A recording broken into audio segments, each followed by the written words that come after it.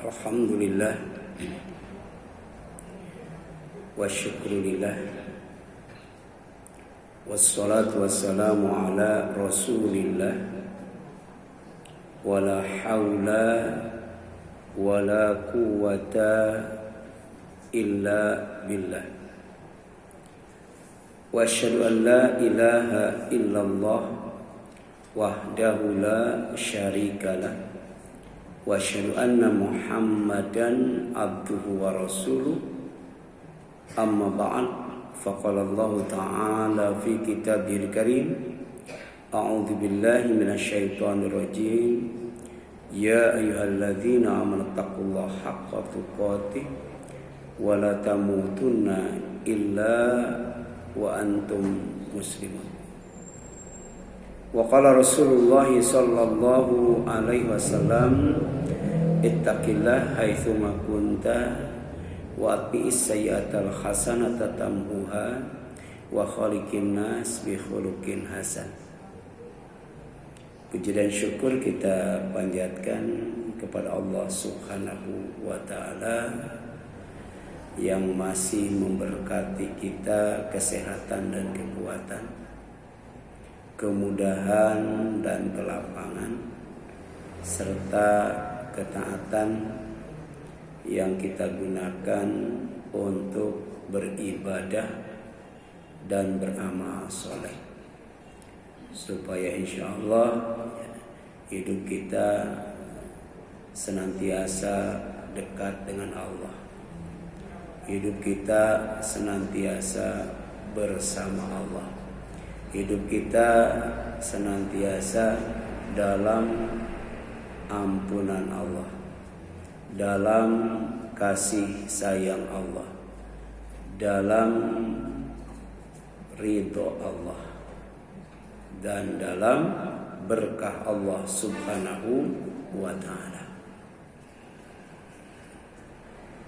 Siang menjelang sore hari ini kita akan mencoba mengaji dan mengkaji satu tema yang sudah di-share ya ke grup MT Bagu Takwa ya. Silakan yang ada di grup itu ya dibuka ya. Judulnya adalah hati-hati dengan hati. Hati-hati bagi yang punya hati. Ada yang tidak punya hati? Ya. Bagi yang merasa punya hati, hati-hati dengan hati. Karena hati itu ya, ada yang sakit, ada yang sehat. Ada yang solih, ada yang jahat. Hati itu bahkan ya, ada yang khusyuk, ada juga yang bengong. Nggak bisa fokus, nggak bisa konsentrasi. Jadi kita berlindung kepada Allah diantaranya dari hati yang tidak khusyuk, dari nafsu yang tidak kenyang. Kita berdoa kepada Allah Subhanahu wa taala ya, agar kita dilindungi dari hati yang tidak khusyuk, dari nafsu yang tidak kenyang. Nah, hati-hati dengan hati jika hati menjadi kasar ya. Jadi harusnya hati itu lembut ya. Tapi kemudian menjadi kasar ya. Disebut ya, ghalidul qalbi ya. Ghalidul qalbi itu hati yang kasar ya. Bagaimana supaya hati kita tidak kasar? Supaya kita hati tidak kasar ya, dapatkan rahmat Allah ya. Jadi kalau rahmat Allah itu ada dalam hati kita, maka hati kita tidak akan kasar. Hati kita akan penuh dengan cinta. Hati kita akan penuh dengan kasih. Hati kita akan penuh dengan sayang. Jadi dapatkan rahmat Allah agar memiliki hati yang lembut, layyinul qalbi. Dan ini difirmankan Allah SWT, fabima rahmatin minallahi linta lahum Muhammad, maka karena berkat rahmat Allah, maka kemudian hatimu menjadi lembut, hatimu menjadi lunak. Hanya minta rahmat Allah. Kemudian walau kunta fadzan ghalidul qalbi lan faddu min haulika. Ini bahaya kalau kita punya hati yang kasar, hati yang tidak lembut. Jadi sekiranya engkau Muhammad bersifat keras dan berhati kasar, tentulah mereka akan menjauhkan diri dari sekitarmu. Jadi tidak suka kepada orang yang sikapnya kasar. Nah, sikap kasar itu cerminan dari hati yang keras, hati yang di dalamnya itu tidak ada rahmatullah, tidak ada kasih sayang Allah Subhanahu wa ta'ala. Bahkan sampai mati pun kita harus dalam rahmat Allah. Mati itu harus dalam kasih sayang Allah. Makanya kita doakan orang yang mati itu Allahu yarham. Semoga Allah mengasihi dan menyayangi. Nah, tidak mungkin dikasihi dan disayangi Allah orang yang hatinya keras, sikapnya kasar. Nah, ada 5 ciri orang yang hatinya lembut. 5 ciri orang yang hatinya tidak keras. Yang pertama, memaafkan kesalahan orang lain. Jadi kalau orang ngomong salah, orang berbuat salah, jangankan minta maaf, tidak minta maaf pun kita maafkan. Itu tanda hati kita lembut, tidak keras. Ini mau langsung share ke grup. Ya kalau orang ngomong salah itu share ke grup. Kemudian orang berbuat salah share ke grup. Harusnya kita maafkan. Kadang-kala orang itu sudah minta maaf, masih aja di-share. Jadi walaupun tidak minta maaf, kita maafkan. Apalagi minta maaf. Kalau ada orang yang berbuat salah, baik kepada kita, kepada orang lain, atau kepada bangsa dan negara, ya kita maafkanlah. Kita maafkan. Fa'fu anhum, kata Allah. Kamu Muhammad harus maafkan mereka. Jadi ketika Rasul ditimpuki dengan batu di Taif, itu malaikat gunung, ada malaikat penjaga gunung gitu ya.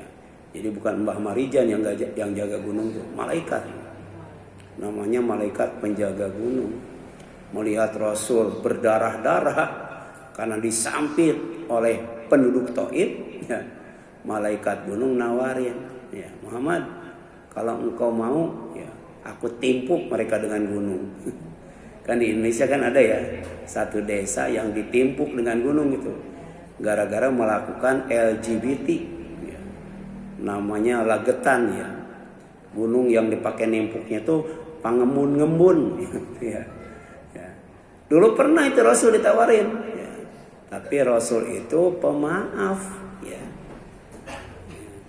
Jangan, nggak usah. Ya. Kenapa? Karena Islam mengajarkan fa'fu anhum. Kalau ada orang salah, orang jahat, maafkan. Ya. Gitu. Kejahatannya jangan dibalas dengan kejahatan. Apalagi tadi cuma nimpuk dengan batu, masa ditimpuk dengan gunung? Ya. Coba kalau di kita, ya, kita disakitin sama orang, ditimpuk batu, ada malaikat nawarin, ya, kalau engkau mau aku timpuk dengan gunung, kata dia timpuk aja lah. Ya, itu kan itu tanda hati apa? Keras, tanda bahwa sikapnya itu kasar. Ya. Jadi Allah berdoa, ya Allah kasih mereka petunjuk. Ya Allah kasihi dan sayangi mereka. Mereka nimpukin aku dengan batu itu karena mereka tidak tahu aku. Mereka tidak kenal aku. Kalau mereka tahu dan kenal aku, tidak akan nimpukin aku dengan batu. Ya. Kemudian yang kedua, ciri orang yang hatinya lembut, hatinya tidak keras itu adalah ya, tidak hanya memaafkan orang yang melakukan kesalahan, tapi juga mendoakan orang yang berkata salah, orang yang berbuat salah itu didoakan supaya kesalahannya diampuni oleh Allah SWT. Ya. Oh, ini akhlak Rasul ya. Ya. Rasul itu uswatun hasanah, teladan yang baik itu. Teladan baik, ya. Bukan hanya memaafkan, tapi juga mendoakan. Ya. Dan ini diikuti oleh para sahabat. Ya. Kemudian, ya, wastaghfir lahum. Jadi fa'fu anhum wastaghfir lahum. Maka kamu maafkan kesalahan mereka, kemudian kamu mohonkan kepada Allah agar kesalahan mereka diampuni dosanya oleh Allah Subhanahu wa ta'ala. Ya. Kemudian apa lagi? Menyelesaikan persoalan dengan musyawarah. Ya. Didatangi, diajak ngobrol. Ya, gitu. Kenapa sih setiap kali papasan buang muka, gitu kan? Ya. Cemberut, ya. Nggak tersenyum, ya, gitu. Jadi itu setiap kali itu. Bahkan kalau melihat kita, ya, balik lagi itu. Ya. Itu jangan dibiarkan. Ya. Kita maafkan, kita doakan, itu kan salah. Datangin ke rumahnya, ya. Kalau bisa bawa duren, bawa duren itu. Insya Allah ya nggak bakal cemberut lagi, ya. Nggak akan memalingkan muka lagi, ya. Insya Allah tidak hanya tersenyum, tapi juga mengucapkan salam, kemudian menyapa, ya. Ya. Wasyawirhum fil amri, ya. Berkumpul, bermusyawarah, ya. Kemudian yang selanjutnya menjalankan keputusan musyawarah, ya, dengan bertawakal kepada Allah, ya. Jadi kemudian setelah bermusyawarah, ya, ternyata masih cemberut aja, padahal kita ngasih durennya 2. Ya. Ketemu papasan cemberut, ya. Ya. Jangankan nyapa, mengucapkan salam pun tidak, ya. Tawakal kepada Allah Subhanahu wa ta'ala, ya. Sebab yang membolak-balikan hati siapa? Allah, ya. Orang itu bisa benci kita, bisa juga suka sama kita, ya. Ya muqallibal qulub, tsabbit qalbi ala dinik. Ya Allah yang membolak-balikan hati, mantapkan aku, ya, di atas agamamu. Ya. Ini oleh orang yang nggak tahu, ya, itu dijadikan mantra untuk melet. Ya Allah bolak-balikan hati dia, mantapkan hatinya kepadaku. Itu. Dulu saya tuh pernah gitu. Kamu senang sama siapa? Ya ada aja. Kemudian nih, ya, ini rokok sudah saya bacain mantra. Nanti kamu nyalain, kamu isep, semprotin ke wajahnya. Ya muqallibal qulub. Ya, itu syirik, Bu, nggak boleh, Bu. Syirik nggak boleh, ya. Ya, apalagi mantranya ya diambil dari doa, ya. Doa itu kan untuk kebaikan, kita tidak boleh, ya, berdoa untuk kejahatan, untuk kemaksiatan, ya. Itu. Karena bisa jadi, ya, orang yang asalnya benci, ya, jadi suka itu karena ulah setan, bisa jadi. Ya, karena kita melakukan sesuatu, ya, yang tidak sesuai dengan ajaran Islam, tadi kan melet, maka di balik itu ada bantuan setan. Ya ternyata betul itu, ya. Jadi senang banget, ya. Jadi cinta banget, jadi bucin. Ya. Ya.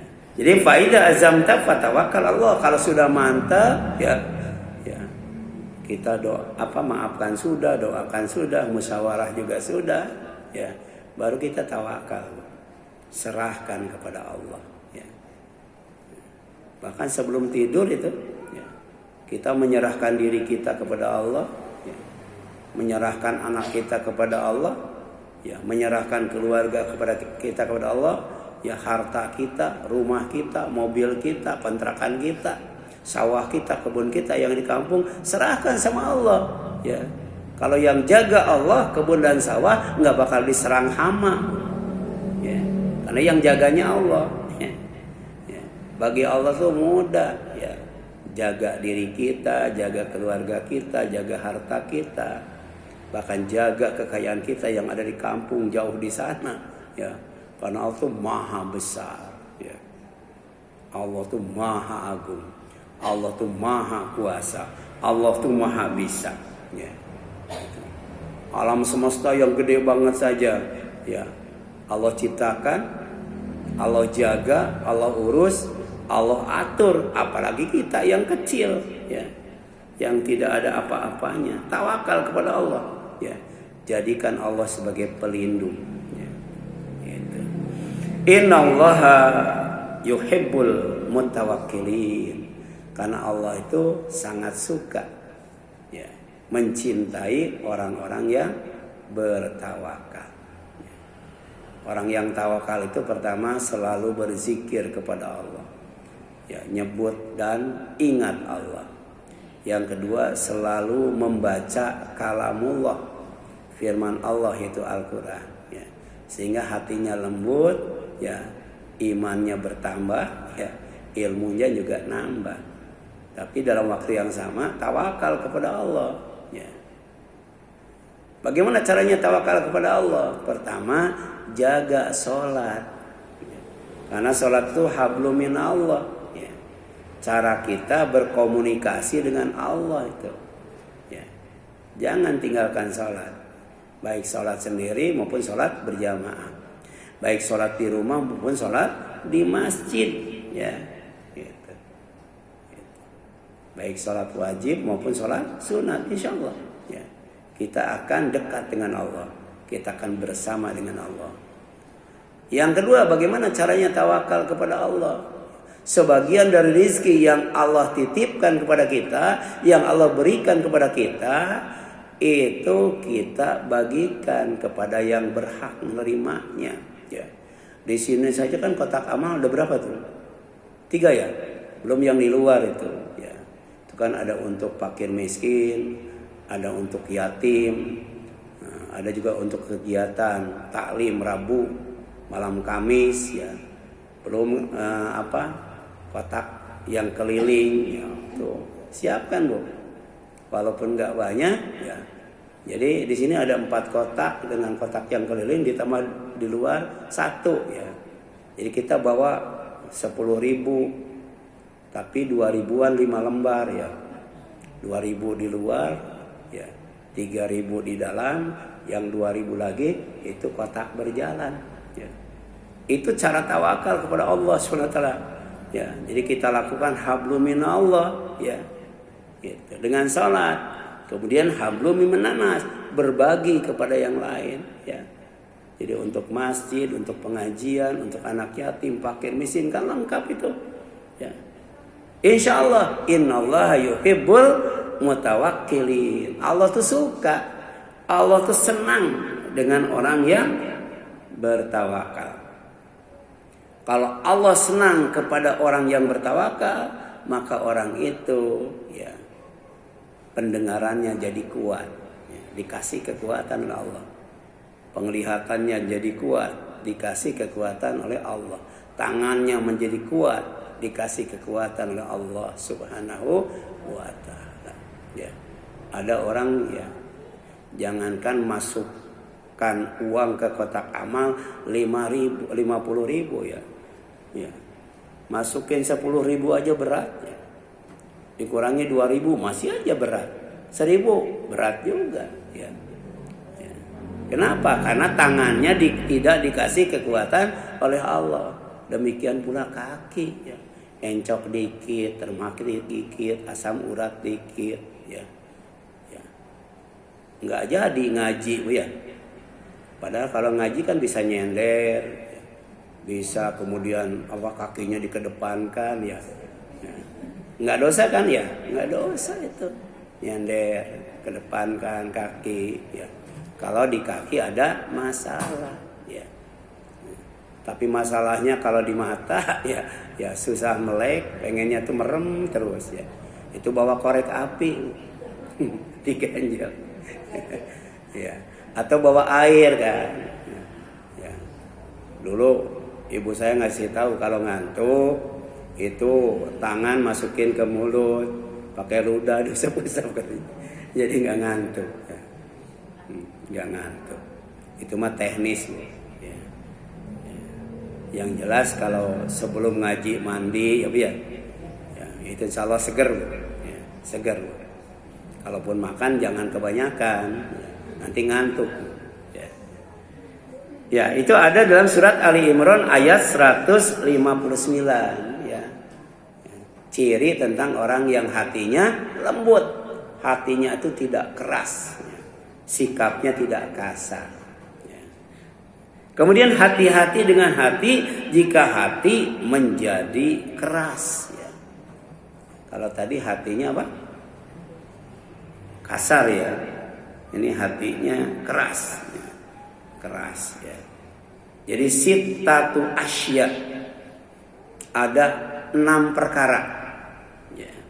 Tuhbitul a'mal, yang menyebabkan amal itu tidak ada pahalanya ya. Jadi amal itu sia-sia gara-gara 6 perkara ini ya. Yang pertama, al-istighal bi uyubil khalqi ya, sibuk ya. Ya, ngomongin, nyebarin aib orang lain loh. Ya, gitu. Baik itu ghibah maupun fitnah loh. Ya. Itu ya. Kalau hati kita tidak mau keras. Jadi yang bikin hati keras itu gemar, sibuk ya, menjelek-jelekan orang lain ya, atau menyebar aib orang lain gitu. Yang kedua, apa yang kedua? Wa qaswatul qalbi, keras hati. Ya, keras hati. Ya, tidak ada simpati, tidak ada empati ya. Tidak ada kepedulian, masa bodoh. Ya. Ya. Gitu. Kemudian wahubud dunia, cinta dunia. Cinta dunia. Ya. Kemudian apa lagi? Wakilatul haya, sedikit rasa malu. Ya. Sekarang itu kalau orang berbuat maksiat ya, gitu. Pertama, tidak takut kepada Allah. Yang kedua, tidak malu kepada manusia. Bahkan bangga kalau followernya banyak. Ya. Jadi kalau kita buka snack video, buka Instagram, buka TikTok, buka YouTube, buka Facebook, apalagi Bu, itu selalu tampil wanita, ya maaf Bu, ya, yang pamer aurat, ya Bu ya. Ya. Nggak tahu laki-laki suka nggak pamer aurat ya? Ya. Ibu kalau laki-laki pamer aurat, Ibu suka nggak Bu? Tapi mungkin ya. Ada bapak-bapak, ya, laki-laki yang suka, ya, kalau aurat wanita itu dipamer-pamer, ya. Ya. Padahal kan dia lama-lama kan makin tua, ya, ya. Ya. Ketika dia tua, tidak cantik lagi, ya, kemudian sakit, lemah dan sebagainya, itu videonya masih ada, Bu ya. Ya. Jadi setiap ada orang yang lihat, dosanya nambah loh, ya, dosa nambah. Ya. Ya. Saya aja ngisi konten dengan pengajian dari masjid ke masjid, ya, itu yang nonton bisa di atas 1.000, ya. Ada yang sampai 3.000 yang nonton, ya, gitu. Ya. Apalagi yang maksiat, ya, bisa sampai jutaan loh. Ya. Ya. Itu yang namanya Madonna, saya buka. Ya, yang nontonnya tuh 5 miliar, Bu. 5 miliar, ya. Itu kadangkala ibu-ibu juga nggak sadar ya, selfie dan sebagainya, ada yang goyang-goyang, joget-joget, ya. Kemudian di-upload ke YouTube, ditonton orang, ya kan? Itu dosa yang tidak terasa. Tapi itu dosa nggak pernah hilang, nggak pernah berkurang, tapi nambah terus, ya, nambah terus, ya. Ya walaupun Ustadz, ya, ketika buka YouTube, snack video dan sebagainya, ketika muncul, ya, tampilan seperti itu kan sekilas kelihatan ya biar, kelihatan, ya, gitu. Mungkin ada yang nggak suka. Dia sebel, tuh nambah dosa juga ya. Ya. Yang nonton auratnya nambah dosa, yang sebel dengan yang nguploadnya juga nambah dosa, nggak seneng. Ya sebel banget gitu kan. Wanita murahan dan sebagainya ya. Aurat kok dibuka-buka ya. Nabi Adam dan istrinya diusir dari sorga, dikeluarkan dari sorga gara-gara terbuka aurat. Ya. Kalau ini bukan terbuka. Membuka aurat, ya. Dulu saya waktu kecil tuh sering bintitan, ya, tetangga juga bintitan, karena susah lihat wanita buka aurat, ya, gitu. Jadi katanya kalau bintitan itu ya, suka ngintip orang yang sedang di kamar mandi di mana gitu kan. Sekarang mah nggak usah diintip ya. Sekarang udah terang-terangan tadi. Ya, tidak takut kepada Allah, tidak malu kepada manusia, bahkan kemudian bangga kalau kemudian banyak yang nonton, ya, banyak yang like kan gitu ya. Gitu. Jadi wakilatul haya, ya. Ya, kurangnya rasa malu itu menyebabkan hati menjadi keras, ya. Kemudian apa lagi? Watulul amal, ya, panjang angan-angan, ya. Ada 6 tuh, Bu, yang menyebabkan hati keras itu. Qaswatul qalbi itu, ya. Apa Bu? Tulul amal, ya. Panjang angan-angan. Padahal Allah ngajarkan kepada kita, ya, yang kita inginkan cuma 2, Bu. Sedangkan yang tidak kita inginkan cuma 1.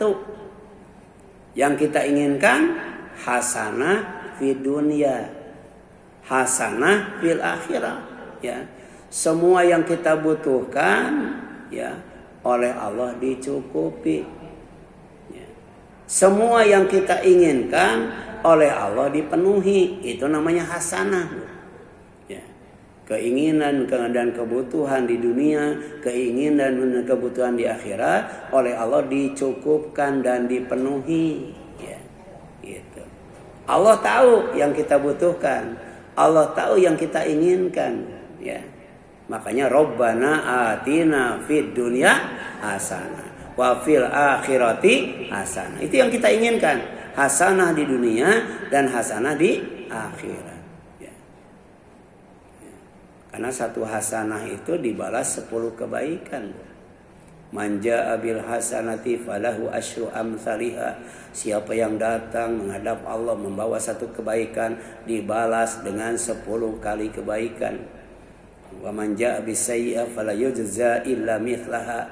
Tapi siapa yang datang menghadap Allah membawa kejahatan, tidak akan dibalas oleh Allah kecuali dengan balasan yang sama. Ini menunjukkan ya kebaikan Allah dan keadilan Allah. Allah tuh baik. Kalau kita berbuat baik, Allah balas dengan 10 kebaikan. Tapi kebaikan yang lebih besar, ya. Kebaikan yang lebih banyak. Ya. Kalau kita berbuat jahat, Allah tidak akan balas kecuali dengan kejahatan yang sama. Itu menunjukkan keadilan Allah. Makanya Allah nyuruh kepada kita itu melakukan 2 hal. Yang pertama adil. Yang kedua ihsan. Ya. Gitu. Adil itu begini, Bu. Ya.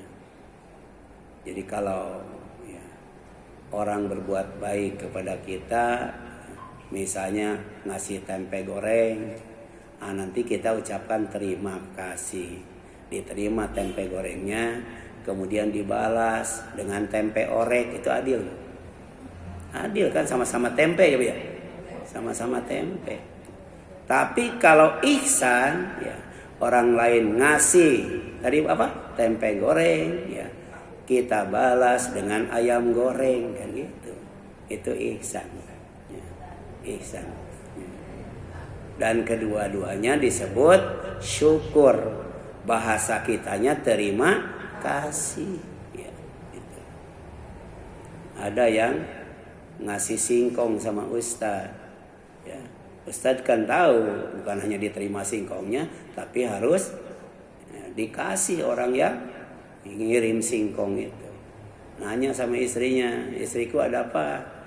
Ya, buat itu membalas orang yang ngasih singkong sama kita. Ya, ada ayam, udah. Dikasih ayam, ya. Di tengah jalan ketemu sama orang, ya. Habis dari mana? Dari Pak Ustadz, ya. Itu ayam dari mana? Dari Pak Ustadz. Kenapa kamu dikasih ayam? Sebab saya ngasih singkong. Gitu.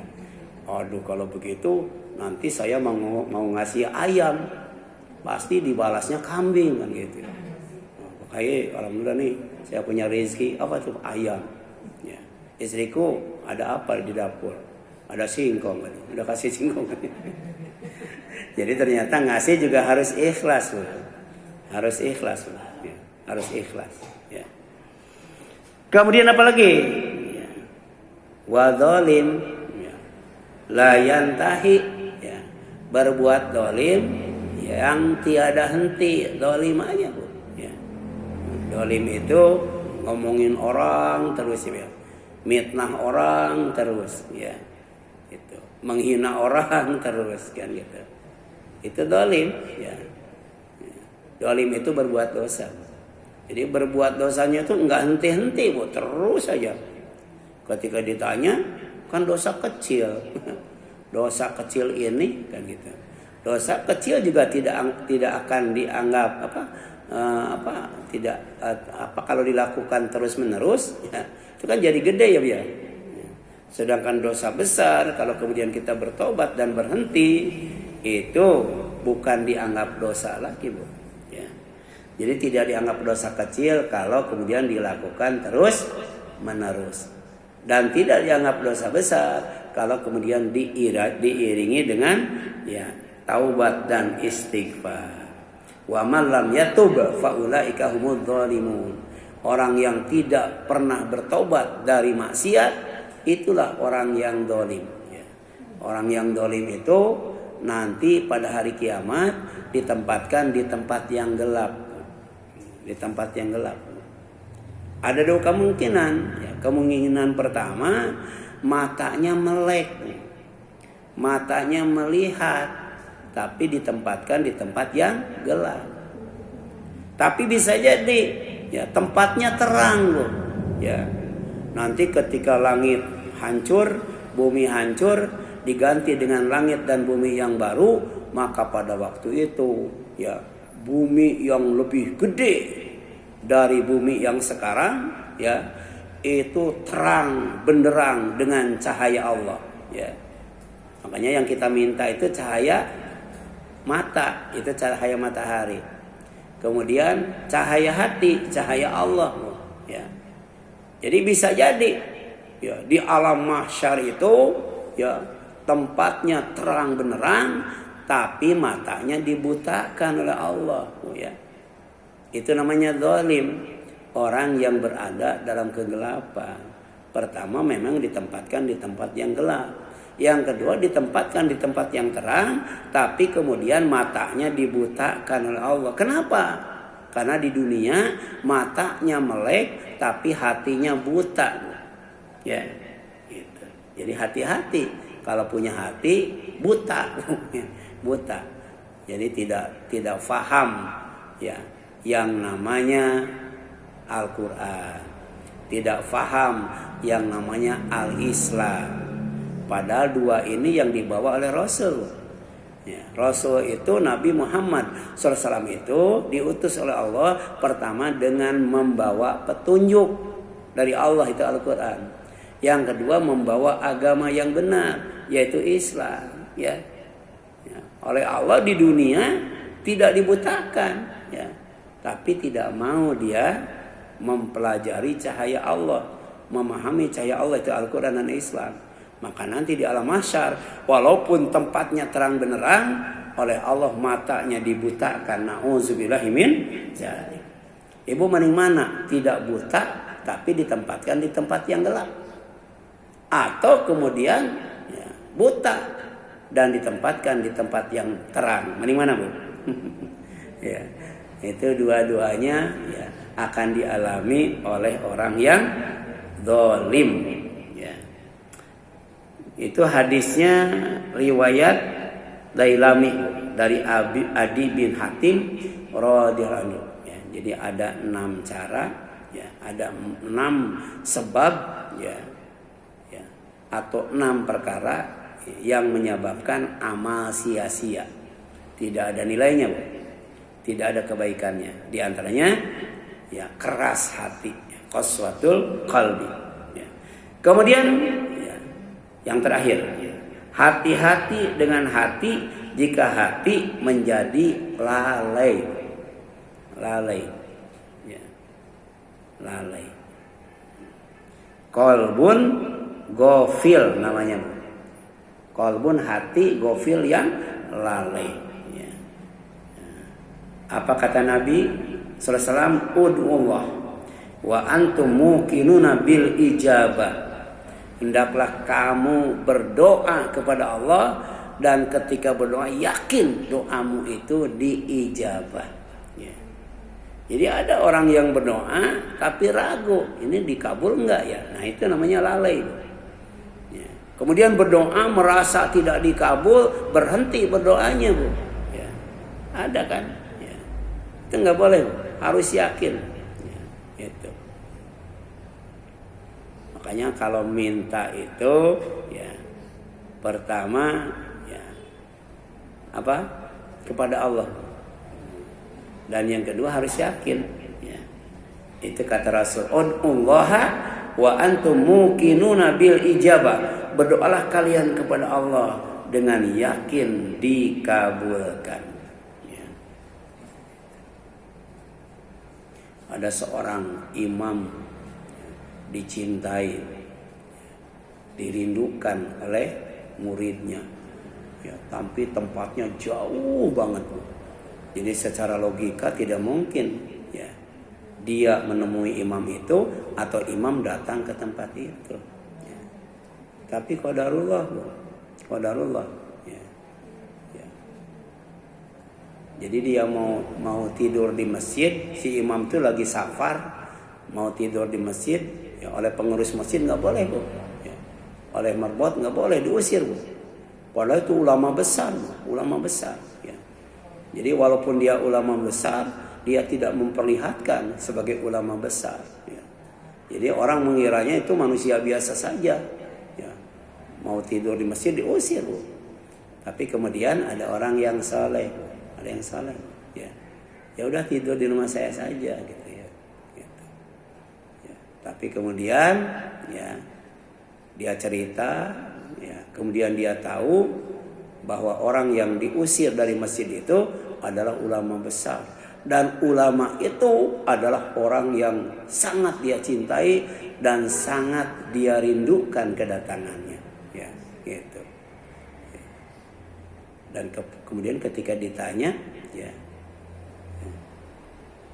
ternyata dia mengamalkan satu amalan, ya. Dan ulama itu sendiri, ya, selalu memperhatikan. Jadi orang itu tidak pernah, ya, berhenti, ya, mengucapkan istighfar, astagfirullah, ya, gitu. Ya. Kalau kita kadang-kala, ya, kalau kaget bukan astagfirullah, ya, kehead kan gitu ya. Ini astagfirullah, ya.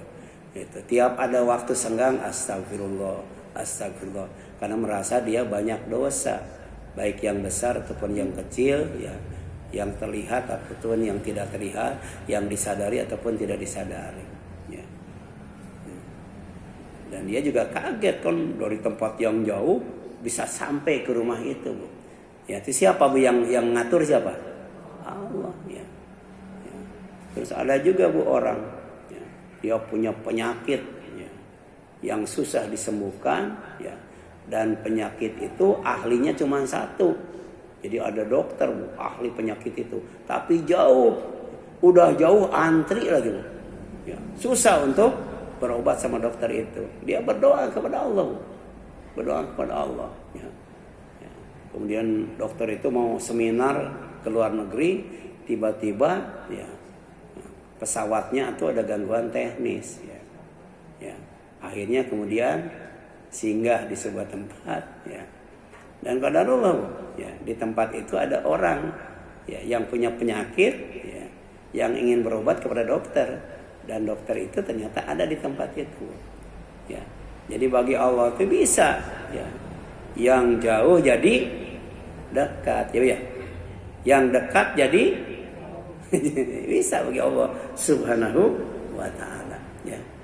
Nabi Sulaiman kan pernah, ya, memisahkan, ya, ya, seseorang laki-laki dengan seorang wanita yang sudah dijodohkan oleh Allah, ya. Dia pisahkan tuh, masuk ke dikurung, ya. Kemudian dipisahkan ke tempat yang jauh, ya. Tapi kalau sudah ditakdirkan ketemu lagi. Itu Nabi Adam dan istrinya itu kan dipisahkan di tempat yang jauh Bu. Waktu itu belum ada kendaraan. Tapi kemudian pada akhirnya ketemu juga, ya. Ketemu juga. Itulah, ya, kuasa Allah, ya. Oleh karena itu di sini jelaskan, berdoalah kepada Allah dan yakin doamu itu akan dikabul oleh Allah SWT. Mana dalilnya? Ya, ud'uni astajib lakum. Kata Allah, berdoalah kamu kepadaku, pasti aku akan mengabulkan doamu. Itu yang harus kita pegang.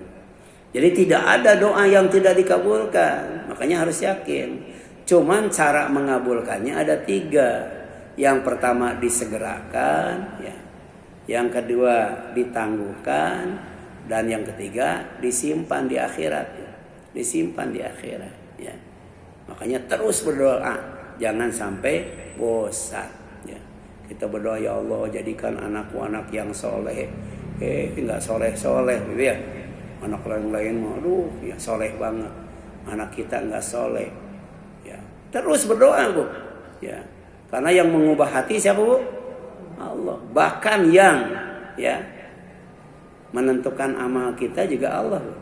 Kalau kita berkata baik, maka Allah jadikan amal kita baik Bu. Jadi orang tidak mungkin bisa beramal soleh kalau tidak bisa menjaga lisan. Ya. Jadi waqulu qaulan sadida yuslih lakum a'malakum. Kamu harus berkata baik dan benar. Pasti kamu akan disolehkan amalmu oleh Allah Subhanahu wa taala, ya. Ya. Oleh karena itu tadi doa apapun yang kita mohonkan, kita harus yakin bahwa doa itu akan dikabulkan.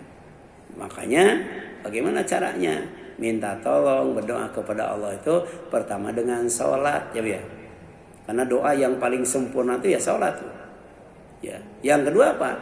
Yang kedua dengan sabar, ya. Karena doa itu bukan sulap, ya. Sim salabim abakadabra, enggak. Ya. Tapi ya, tadi Bu, menuntut kesabaran dari kita di samping keyakinan, ya. Wa alamu anna Allah la yastajibu du'a min qalbin ghafil lahin, katanya, ya. Kenapa? Ya. Ketahui oleh kalian, kata Rasul, sesungguhnya Allah tidak akan mengabulkan doa, ya. Ya. Orang yang hatinya itu lalai. Lalai itu tadi apa? Ragu, ya. Tidak yakin, tidak sabar, ya.